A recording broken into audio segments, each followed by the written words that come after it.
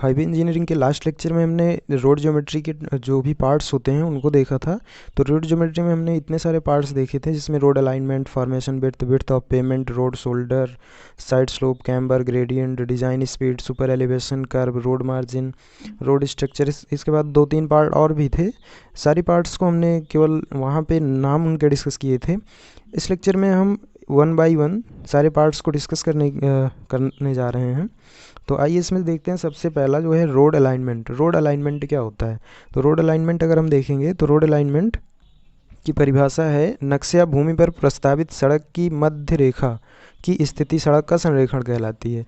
हो सकता है यहाँ से आपको ना क्लियर हो, तो देखिए एग्जाम्पल के थ्रू हम देखते हैं क्या बोल रहे हैं कि नक्शे या भूमि पर प्रस्तावित सड़क की मध्य रेखा की स्थिति। हमारे पास मान लीजिए जो भी नक्शा है, कोई एक शहर का नक्शा है, रफली हम देख लेते हैं। ये किसी शहर का मान लो नक्शा है। अब यहाँ से आपको एक रोड बनानी है। अब रोड बनानी है तो इस शहर में आपको कई सारे ऑब्स्ट्रक्शंस मिल जाएंगे, मतलब ज़मीन ऊबड़ खाबड़ भी मिलेगी। कहीं भी मान लीजिए ज़मीन ऊबड़ खाबड़ है, बीच में कोई बिल्डिंग है, कोई नहर जा रही है, बीच में पहाड़ी है। तो क्या होगा, इन सारे ऑब्स्ट्रक्शंस को देखते हुए हमें क्या करना होगा कि जो हम रोड बनाएंगे वो जो है उसमें कोशिश ये होनी चाहिए कि उसकी लंबाई ज़्यादा ना हो। अगर हम देख लीजिए रोड को यहाँ से निकालते हैं इधर से, कि हम नदी को पार करके हुए पहाड़ को पार करके ऐसे बगल से जाएं, तो रोड की लंबाई कहीं ना कहीं बढ़ जाएगी। अब ये ऑब्स्ट्रक्शंस भी बचाने आप कोशिश ये है कि जो कर्व है यहाँ पे मोड़, ये भी क्या हो, ये तीखे मोड़ ना हो, अंधे मोड़ जिसे बोलते हैं। मतलब वक्र जो बने, कर्व जो बने, सरल बने, रोड की लंबाई ज़्यादा ना हो। तो क्या करेंगे, हम रोड को कुछ इस डायरेक्शन से, इस नदी से या नहर से होते हुए ले जाएंगे। यहाँ पे बस हमें क्या करना होगा, पुलिया बनानी पड़ेगी, और कुछ इधर से। तो इन सारी चीज़ों को ध्यान में रखते हुए ये जो रोड का सेंटर लाइन होगा, सेंटर लाइन किसी भी भूमि या नक्शे पर, मतलब जिस एरिया में हम रोड का निर्माण कर रहे हैं, बस इसी चीज़ को हम बोलते हैं रोड अलाइनमेंट। रोड अलाइनमेंट में हम और किन बातों का ध्यान में रखते हैं, तो वो सारी चीज़ें देख लीजिए। तो क्या है कि संरेखण करते समय निम्न बातों पर ध्यान देना चाहिए। पहला क्या है कि सड़क लंबाई जो है वो न्यूनतम होनी चाहिए। यहाँ पे हमने वही बताया कि अगर हम यहाँ से रोड बनाते तो ये रोड लंबी हो जाती, लेकिन जबकि क्या है, ये इसके कंपैरिजन में कहीं ना कहीं छोटी है। तो रोड लेंथ छोटी होनी चाहिए। सरल ढाले व वक्र होने चाहिए। जो कर्व हमने बताया कि कर्व जो है वो तीखे नहीं होने चाहिए, ये सरल होने चाहिए, जिससे क्या होगा कि अगर वाहन को मोड़ते टाइम एक्सीडेंटल चांसेस मोस्टली कम हो जाते हैं अगर हम तीखे मोड़ नहीं प्रोवाइड करते हैं। तो उसके बाद है कि न्यूनतम कटान व भराव। हम रोड को ऐसी जगह पे बनाएं जहाँ पे हमें ज़मीन हमारी ज़्यादा ऊबड़ खाबड़ ना हो। अगर ज़मीन ऊबड़ खाबड़ होगी तो क्या होगा, हमें अगर ऊंचाई पे है तो मिट्टी वहाँ से काटनी पड़ेगी, अगर ज़्यादा ज़मीन ढालू है तो वहाँ पे मिट्टी ला के डालनी पड़ेगी। इससे क्या होगा, इकोनॉमिकल नहीं होगा, कहीं ना कहीं खर्च बढ़ जाएगा उस प्रोजेक्ट पर। इसके बाद है कि जलग्रस्त, दलदली भूमि या बाढ़ग्रस्त क्षेत्र से दूर रहना चाहिए। अब कोशिश ये होनी चाहिए कि जहाँ पे ज़्यादा बाढ़ आते हो या दलदली ज़मीन है, तो उन सारी चीज़ों से, मतलब जगहों से हमें रोड को नहीं निकालना चाहिए। इससे कि क्या होता है कि अगर आपने दलदली ज़मीन पे रोड बना दी तो रोड पे भारी वाहन चलते हैं, भारी वाहन के चलने की वजह से रोड के दबने के चांसेस बढ़ जाते हैं। या फिर अगर आपने बाढ़ग्रस्त क्षेत्र में लगा दिया जहाँ पे बाढ़ ज़्यादा आती है, तो उससे क्या होगा कि रोड पे अगर पानी एक बार भर गया तो पहली बात तो वहाँ का जो ट्रैफिक है वो कहीं ना कहीं मतलब उसमें रुकावट आएगी, बाधा बनेगा बाढ़। और उसके बाद जब पानी खाली होगा तो कहीं ना कहीं रोड जो है डैमेज हो जाती है। अगर बिटुमिनस रोड है और वो पानी को एब्जॉर्ब कर लेती है ज़्यादा टाइम के लिए, तो वो रोड ख़राब हो जाता है। इसलिए कोशिश यही होनी चाहिए कि जिस जगह पे बाढ़ आती हो, दलदली ज़मीन हो, तो वहाँ से हम रोड ना निकालें तो ज़्यादा बेटर होता है। इसके बाद है कि सतत यातायात। अब ऐसी जगह से भी रोड को नहीं निकालनी चाहिए जहाँ पे जो ट्रैफिक कंजेशन है वो बहुत ज़्यादा होता हो, मतलब जो हमारे व्हीकल्स हैं या लोगों का आवागमन है बहुत ज़्यादा हो। इससे कि क्या होगा कि हमेशा उस रोड पे क्या होगा, जाम लगा रहेगा, तो इससे आपका यातायात बाधित होगा। यही बोल रहे हैं कि इससे यातायात प्रायः रुका रहता है, जाम रहता है। इसके बाद है न्यूनतम पुल या पुलिया। अब कोशिश ये होनी चाहिए कि रोड पे जो पुल या पुलिया बनती है उसकी संख्या कम से कम रखी जाए। इससे अगर हम ज़्यादा से ज़्यादा पुलिया बनाएंगे तो पहली बात तो टाइम ज़्यादा लगेगा, और दूसरी बात ये कि उस रोड को बनाने में खर्च भी कहीं ना कहीं बढ़ जाएगा। तो इससे अगर हम रोड का अलाइनमेंट कर रहे हैं तो इन सारी चीज़ों को ध्यान में रखना होता है। आई होप आपको रोड अलाइनमेंट क्लियर हुआ होगा। अब दूसरा पॉइंट देखते हैं। दूसरा है फॉर्मेशन विड्थ, या फिर जिसे हम बोलते हैं निर्माण तल की चौड़ाई। तो दूसरा पॉइंट है हमारे पास फॉर्मेशन विड्थ। फॉर्मेशन विड्थ ये होती है कि जितनी दूर में हम रोड बना रहे हैं, अब रोड में आपको रोड भी कंसीडर करेंगे और उसके साथ साथ आप उसमें जो साइड में आपने देखा होगा जिसे हम पटरी बोलते हैं, उसे हम टेक्निकल टर्म में रोड शोल्डर या बर्म के नाम से जानते हैं। तो पटरी को और रोड को कंसीडर करते हुए जो भी डिस्टेंस हम कवर करते हैं उसी को हम बोलते हैं फॉर्मेशन विड्थ। फिगर से आपको क्लियर हो जाएगा। फिगर आप देख पा रहे होंगे। तो यहाँ पे क्या है कि ये इतनी तो हमारी मेन सड़क है। इसका इसे हम दूसरे नाम से जानते हैं, इसे बोला जाता है यानपथ या फिर पेवमेंट, रोड पेवमेंट बोलते हैं इसे। और इसके बाद देखेंगे तो साइड में जो मेन रोड होती है उसके जस्ट साइड में बगल बगल में आपको रोड शोल्डर मिल जाता है जिसे हम पटरी बोलते हैं या फिर फुटपाथ बोलते हैं। इधर भी है इधर भी। तो इसको और इसको मतलब टोटल ये जो लेंथ होती है जितने भी रोड मेन रोड बना होता है इसी को हम बोलते हैं निर्माण तल की चौड़ाई। अब ये दो तरीक़ों से बनता है। एक तो जहाँ पे हम कटान होता है, कटान इन द सेंस कि जहाँ पे मिट्टी की कटाई की जाती है, मतलब ज़मीन ऊंचाई पर हो और वहाँ पे हम मिट्टी काटेंगे। तो मिट्टी जब यहाँ से हम काटेंगे तो क्या होगा, साइड साइड में हम मिट्टी को डाल देते हैं। तो ये आपको यहाँ पे क्लियर हो पा रहा होगा। तो ये जो हम बनाए हैं सड़क को, ये किस में है, ये कटान में है कि यहाँ से जो भी मिट्टी काटी गई वो साइड में डाल दी गई है, इधर भी और इधर भी। इसके बाद आप देखेंगे तो दूसरा जो है ये है भराव में। भराव में आप देख पा रहे हैं, भराव में है ये। इसमें क्या है कि जो भी वो हमारा ग्राउंड लेवल था वो कहीं ना कहीं नीचे था। नीचे होने की वजह से यहाँ पे हमें एक्स्ट्रा मिट्टी ला के डालनी पड़ी, इसीलिए हम बोलेंगे इस टाइप की रोड को भराव में सड़क। यहाँ भी सेम चीज़ है कि ये जो होता है जितना मेन रोड होता है जिस पे हमारा ट्रैफिक ट्रेवल करता है, व्हीकल्स चलते हैं, उसे हम बोलते हैं यानपथ। और जो उसके साइड में होता है जिसे हम पटरी बोलते हैं, पटरी को टेक्निकल टर्म में बर्म या शोल्डर बोला जाता है। तो ये और ये इतना पूरी जो डिस्टेंस होती है इसी को हम बोलते हैं निर्माण तल की चौड़ाई। आई होप आपको क्लियर हुआ होगा। तो इसकी हम डेफिनेशन देखेंगे। तो डेफिनेशन है कि मिट्टी के भराव में ऊपरी सतह अथवा मिट्टी के कटान में निचली सतह जिस पर सड़क बनाई जाती है।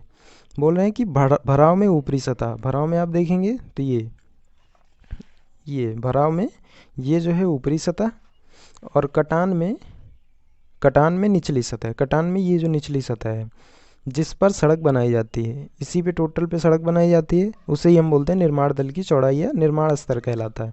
आपको ये दूसरा नाम भी याद रखना है। निर्माण तल की चौड़ाई के साथ साथ आपको दूसरे नाम से भी इसे जानना है जिसे हम बोलते हैं निर्माण स्तर। कई बार क्या होता है कि एग्ज़ाम में थोड़ा सा क्वेश्चन पेपर को जब घुमा के पूछता है तो वहाँ पे दूसरे नाम से पूछ लेता है, और कई बार हम पढ़ी हुई चीज़ों को भी छोड़ के आ जाते हैं।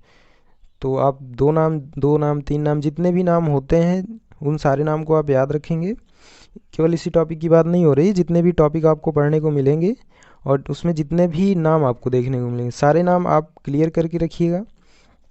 इसके बाद इसके लिए जो मिनिमम और मैक्सिमम चौड़ाई है उसके लिए आईआरसी ने हमें रिकमेंडेशंस दे रखी है कि हम किस टाइप के क्षेत्र में कितनी चौड़ाई रखेंगे और पहाड़ी क्षेत्र में कितना रखेंगे, या फिर जो भी हमारा मैदानी क्षेत्र होगा वहाँ पे कितना रखेंगे। तो आइए वन बाय वन देख लेते हैं। और डिफरेंट टाइप के हाईवेज़ के लिए भी अलग अलग है। नेशनल हाईवे के लिए क्या होगा, स्टेट हाईवे के लिए क्या होगा, एमडीआर के लिए, ओडीआर के लिए, विलेज रोड के लिए, तो सबके लिए अलग अलग है। तो आईआरसी की जो भी रिकमेंडेशंस हैं अगर उसके अकॉर्डिंग हम देखें तो अगर हमारा नेशनल हाईवे है तो वहाँ पे निर्माण तल की जो चौड़ाई है मैदानी क्षेत्रों में उसे 12 मीटर रखते हैं और पहाड़ी क्षेत्रों में 8.8 मीटर। और यहाँ पे इसमें जो हम पटरी बनाएंगे जिसे हम रोड शोल्डर या बर्म बोलते हैं वो 2.5 मीटर की होगी। ठीक है, वो इसी में इंक्लूड होती है। इसके लिए आपको बाहर से डिस्टेंस नहीं कवर करनी है। उसके बाद दूसरा है एसएच। अगर हमारे पास स्टेट हाईवे है तो उस मैदानी क्षेत्र में उसकी भी चौड़ाई हम 12 मीटर रखते हैं, लेकिन पहाड़ी क्षेत्रों में इसे घटा के 6.25 मीटर कर दिया जाता है। और जो भी हमारे पास पटरी होती है रोड शोल्डर, उसकी चौड़ाई भी यहाँ पे सेम रखते हैं, 2.5 मीटर। उसके बाद मेजर डिस्ट्रिक्ट रोड है। मेजर डिस्ट्रिक्ट रोड के लिए ये चौड़ाई हम 9 मीटर रखते हैं और पहाड़ी क्षेत्रों में 4.75। और यहाँ पे जो रोड शोल्डर है इसे हम बढ़ा के थोड़ा सा 2.62 रखते हैं। ODR में अगर हम अदर डिस्ट्रिक्ट रोड में बात करें तो इसे फिर से घटा दिया जाता है। मैदानी क्षेत्रों के लिए 7.5 रखते हैं और पहाड़ी क्षेत्रों के लिए 4.75, और जो रोड शोल्डर की जो चौड़ाई होती है वो 1.87 मीटर, ये एक साइड की होती है, इससे आप ध्यान में रखेंगे। उसके बाद दूसरा है विलेज रोड। विलेज रोड जो होता है वो 7.5 उसके लिए भी रखते हैं, और पहाड़ी क्षेत्रों में अगर हम बात करें तो 4 मीटर ही रखते हैं, और जो रोड शोल्डर है उसकी चौड़ाई यहाँ पे हम घटा के 1.5 मीटर ही रखते हैं। तो ये था IRC के अकॉर्डिंग जो भी हमें निर्माण तल की जो चौड़ाई है, फॉर्मेशन विड्थ है, फॉर्मेशन विड्थ की टोटल चौड़ाई हम कितनी रखेंगे, आपको क्लियर हो गया होगा। आप इस टेबल को बना लीजिएगा, चाहे वीडियो को पॉज करके, या टेलीग्राम चैनल पे आपको इसका PDF मिल जाएगा, वहाँ से भी आप डाउनलोड कर सकते हैं। इसके बाद जो नेक्स्ट टॉपिक है वो यान पथ की चौड़ाई। यान पथ की चौड़ाई आप यहीं से देख लीजिए, इसके बाद हम इसकी डेफिनेशन और IRC के रिकमेंडेशंस देख लेंगे। तो यान पथ जो होता है वही जो मेन रोड होती है। अगर आप बिटुमिनस रोड की बात करेंगे तो जो काली पट्टी होती है, काली पट्टी मतलब जो काला रोड दिखेगा आपको, वो जो होता है उसी को हम बोलते हैं यान पथ या फिर रोड पेवमेंट। तो बस यहीं से आपको क्लियर हो गया होगा। बाकी इसकी हम डेफिनेशन देख लेते हैं। तो डेफिनेशन इसकी है, डेफिनेशन है सड़क के मध्य में बनाया गया पक्का भाग जो सुविधाजनक यातायात के लिए बनाया जाता है, कैरेज वे कहलाता है, कैरेज वे या पेमेंट विड्थ। तो वही वहाँ यहाँ भी आप देखेंगे अगर फिगर में, तो फिगर में ये जो है जिस पे हमारा जो ट्रैफिक है, जो व्हीकल्स हैं ट्रेवल करती हैं, ट्रेवल करने को कई बार पटरियों पर भी करते हैं, लेकिन वो तभी करते हैं जब यहाँ पे कोई भारी वाहन आ रहा हो, लेकिन जो मेनली है वो ट्रेवलिंग हम इसी पे पक्के रोड पे ही करते हैं। तो ये जो पक्का रोड होता है, जितनी सरफेस होती है, इसी को हम बोलते हैं कैरियज वे। क्लियर? तो आई होप आपको क्लियर हुआ होगा कि यान पथ की चौड़ाई किसे कहते हैं। अब इसकी जो है वो अलग अलग चौड़ाई रखी जाती है। देखिए, यान पथ की चौड़ाई यातायात की सघनता पर निर्भर करती है। श्योर सी बात है कि हम, या अगर हमारे पास जो ट्रैफिक कंजेशन है वो कम है तो हम छोटा रोड ही बना लेंगे, पतला रोड ही बना लेंगे। लेकिन अगर व्हीकल्स का आवागमन ज़्यादा है तो इस जो कैरियज वे है, रोड पेमेंट है, इसकी जो चौड़ाई है इसे हमें अधिक रखनी पड़ेगी, जिससे कि वहाँ पे ट्रैफिक कंजेशन ना बढ़े, जाम की कंडीशन ना बढ़े। अब इसके लिए IRC ने अपना अलग से सुझाव दिया है कि अगर हम सिंगल लेन रोड बना रहे हैं तो उसकी चौड़ाई कितनी रखेंगे, 2 लेन है तो उसकी कितनी रखेंगे। ठीक है, तो अगर हम सिंगल लेन की बात करें, जो आपने देखा होगा कि एक ही रोड पे आना भी है जाना भी है, वहाँ पे किसी प्रकार का डिवाइडर नहीं होता है। ये ज़्यादातर आपको विलेज रोड में देखने को मिल जाएगा। विलेज रोड जो बनते हैं सिंगल लेन ही होते हैं। तो इनकी जो चौड़ाई होती है वो 3.7 मीटर होती है, जो पक्का भाग होता है उसकी बात हो रही है केवल। उसके बाद अगर 2 लेन की बात करें और उसमें कर्व ना प्रोवाइड किया जाए, कर्व का मतलब होता है, जो आपने देखा होगा कि ये जो मेन रोड होता है जहाँ पे ख़त्म होता है, इसी के जस्ट बगल में ईंट लगा दी जाती है। कई जगहों पर ईंट लगी होती है और कई जगहों पर इसे कंक्रीट का बना दिया जाता है। तो ये जब रोड ख़त्म होती है तो जस्ट बाद आप देखेंगे, तो इसी को हम बोलते हैं कर्व। अगर कर्व नहीं है तो 7 मीटर, और 2 लेन है अगर उसमें हम कर्व प्रोवाइड कर रहे हैं तो उसे हम 7.5 मीटर उसकी चौड़ाई रखते हैं। अब अगर इंटरमीडिएट कैरियर्स है तो वहाँ पे हम 5.5 मीटर ही रखते हैं। मतलब जो मल्टी लेन होगा, मल्टीपल लेन, कई सारे लेन हो गए, तो बीच में जो लेन बनती है उसकी चौड़ाई हम रखते हैं 5.5 मीटर। और मल्टीपल लेन में जो एक लेन की चौड़ाई रखते हैं, अगर आप सिंगल लेन की बात करें तो वहाँ पे 3.75। लेकिन अगर हम मल्टीपल लेन बना रहे हैं रोड, 4 लेन 6 लेन, तो वहाँ पे क्या करते हैं, एक लेन की चौड़ाई हम घटा के 3.5 मीटर ही रखते हैं। जबकि केवल अगर हम सिंगल लेन बनाएंगे तो वहाँ पे 3.75 मीटर। क्लियर?